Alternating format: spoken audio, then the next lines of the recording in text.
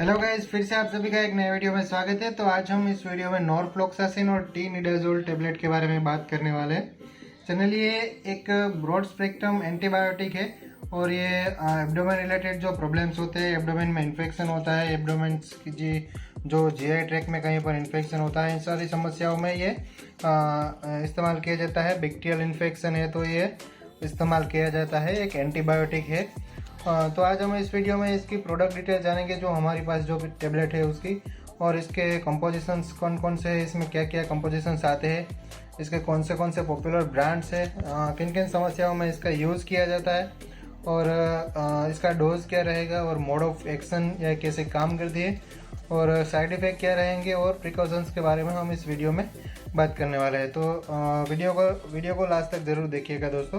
तो ज़्यादा देर ना करते हुए चलिए शुरू करते हैं। तो सबसे पहले हम इसकी जो हमारे पास जो टेबलेट है नोर-टी-जेड, उसकी प्रोडक्ट डिटेल के बारे में बात करते हैं। तो हमारे पास जो है वो है नोर-टी-जेड टेबलेट, जो कि दानिश हेल्थ केयर की एक मेडिसिन है, दानिश हेल्थ केयर कंपनी की मेडिसिन है। और इसमें इसके कंपोजिशंस की बात करें तो इसमें नॉरफ्लॉक्सासिन 400 मिलीग्राम रहेगा, और जो टी-निडाजोल है वो 600 मिलीग्राम रहेगा।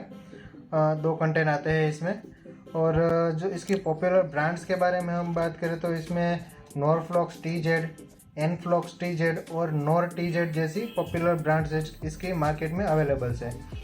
और इसके यूजेस के बारे में बात करें कि किन किन समस्याओं में इसका इस्तेमाल किया जाता है, तो ये एक एंटीबायोटिक और एंटीबैक्टीरियल और एंटीमाइक्रोबियल प्रॉपर्टी रखती है ये मेडिसिन, जो कि बैक्टीरिया को किल करती है। जो माइक्रोब से कोई पैरासाइट है हमारे शरीर में आ गए हैं तो उनको ये किल करती है। जनरली बात करें तो ये डायरिया में यानी कि बार बार दस्त लगता हो, डिसेंट्री हो गया हो, जीआई इन्फेक्शन यानी कि गैस्ट्रो इसोफेगियल जो गैस्ट्रो इंटेस्टिनल जो ट्रैक होता है हमारा, जो पेट से संबंधित कोई इन्फेक्शन है, पेट में कोई इन्फेक्शन हो गया है तो इसमें इसका इस्तेमाल किया जाता है। साथ ही में यूटीआई में यानी कि यूरिनरी ट्रैक इन्फेक्शन है, अगर हमारे पेशाब के रास्ते में कोई इन्फेक्शन हो गया है, पेशाब में कोई इन्फेक्शन हो गया है, कोई बैक्टीरियल इन्फेक्शन है तो उसमें भी इसका इस्तेमाल किया जाता है। साथ ही में कोई जेनाइटल इन्फेक्शन है तो उन कंडीशंस में भी इसका इस्तेमाल किया जाता है। अब इसकी डोज की बात करें तो ये बीडी या तो फिर टीडीएस में दे सकते हैं खाना खाने के बाद, दिन में 2 बार या तो फिर 3 बार। ये 3 से लेकर 5 दिन तक इन सब इन्फेक्शन में चलाई जाती है। और सीवियर केसेस में ये 7 से लेकर 15 दिनों तक भी चलाई जाती है। इसका डोज डॉक्टर से निर्धारित करते हैं, जो कि उसकी डिजीज़ कंडीशन के अकॉर्डिंग। तो आपको डॉक्टर्स को कंसल्ट करना है, वो आपको कहेंगे कि आपको कितने डोज में लेना है, दिन में 2 बार लेना है या तो फिर दिन में 3 बार लेना है, और कितने दिनों तक लेना है। जनरली 3 से 5 दिन तक, और सीवियर केसेस में 7 से लेकर 15 दिन तक दिन में 2 बार या तो 3 बार खाना खाने के बाद ये देते हैं। अब इसकी मोड ऑफ एक्शन के बारे में बात करें तो इसमें जो नॉरफ्लॉक्सासिन है वो एक एंटीबायोटिक है, एंटीबैक्टीरियल प्रॉपर्टी रखते हैं, जो कि बैक्टीरियाज को किल करती है।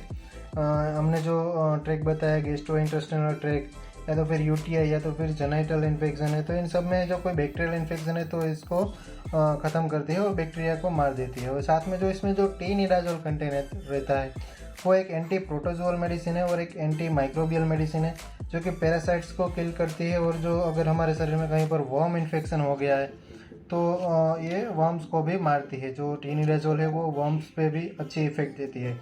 अब इसकी साइड इफ़ेक्ट के बारे में हम बात करें तो इसकी वजह से सिर दर्द रह सकता है, या तो फिर डिजीनेस जैसा चक्कर आना जैसा लग सकता है, या तो फिर मुंह सूखना, या तो फिर जो मेटालिक टेस्ट हो सकता है। अगर हमें जो कुछ चीज़ें हम टेस्ट करें तो उसका टेस्ट मेटल जैसा आएगा, मेटालिक टेस्ट हो जाएगा इसकी साइड इफ़ेक्ट की वजह से।